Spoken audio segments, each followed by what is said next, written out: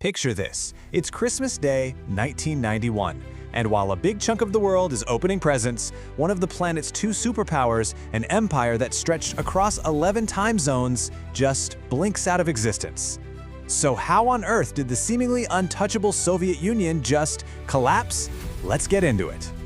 And that right there, that quote, it's the key to this whole story.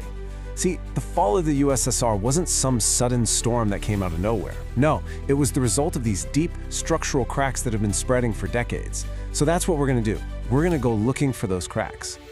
I mean, the end came so incredibly fast. On December 8th, the three biggest Slavic republics basically said, "We're out," declaring that the treaty that created the USSR was null and void.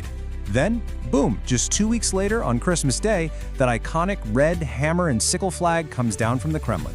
The very next day, Mikhail Gorbachev resigns. And that was it. The Soviet Union was officially history.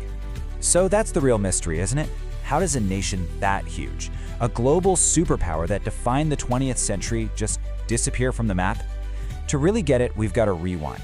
Way back to the very first crack in the foundation. All right, so if we're looking for these cracks, where do we even begin?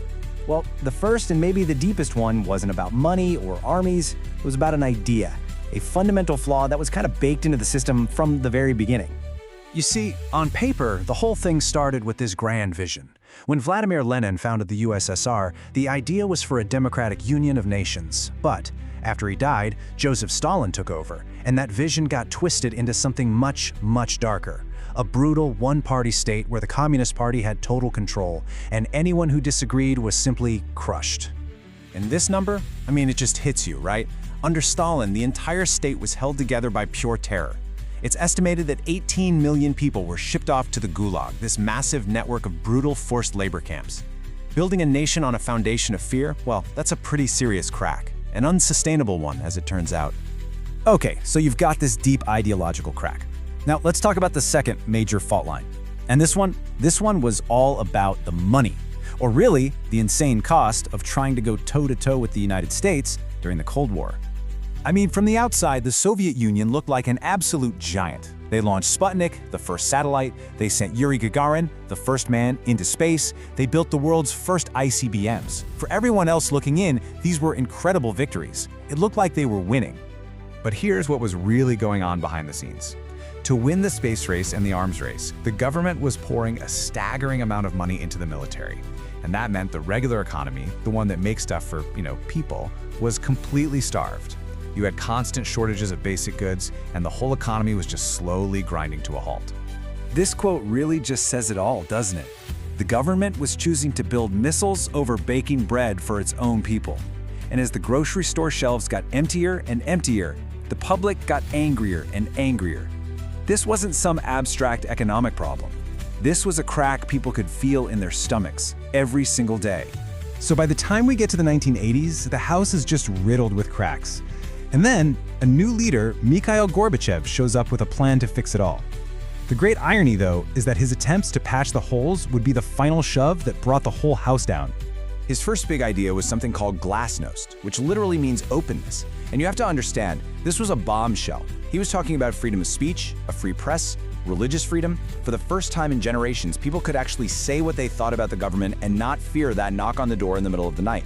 Then came part two of his plan, perestroika, or restructuring.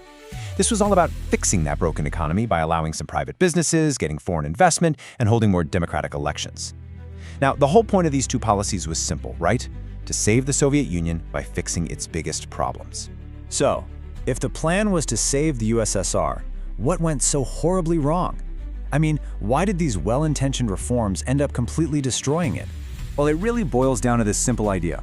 For decades, the government had kept this iron lid on society. The moment Gorbachev lifted it just a little bit, giving people a small taste of freedom, they didn't just want more. They wanted everything. Partial freedom wasn't going to cut it anymore. People started demanding full-blown independence. Glasnost basically opened the floodgates. All this nationalism that had been simmering under the surface for decades just came roaring out. It kicked off in the Baltic states, Estonia, Latvia, Lithuania. And then, when the Berlin Wall came down in 1989, that was like a signal to everyone the old rules were gone. Independence movements just exploded everywhere. And that leads us to the final chaotic act. In August 1991, the old-school communist hardliners were panicking. They launched a coup, put Gorbachev under house arrest, and tried to turn back the clock. But the people weren't having it. Led by Boris Yeltsin, they flooded the streets. And when the army was ordered to open fire, they refused. In that moment, the Communist Party's authority, its power built on fear, just evaporated. And out of the chaos of that failed coup, a new hero rose up. Boris Yeltsin, the guy who famously stood on a tank and defied the coup plotters, became the man of the hour. Power just drained away from the weakened Gorbachev and flowed right to Yeltsin. And Yeltsin represented a future without the Soviet Union. And so, just like that, it was over. On that Christmas Day in 1991, the President of the United States, George H.W. Bush, could go on television and announce to the entire world that the Cold War was finally over. The Soviet Union was gone.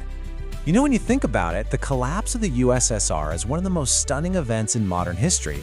A superpower didn't get defeated in some epic war, it just crumbled from the inside out because of its own cracks.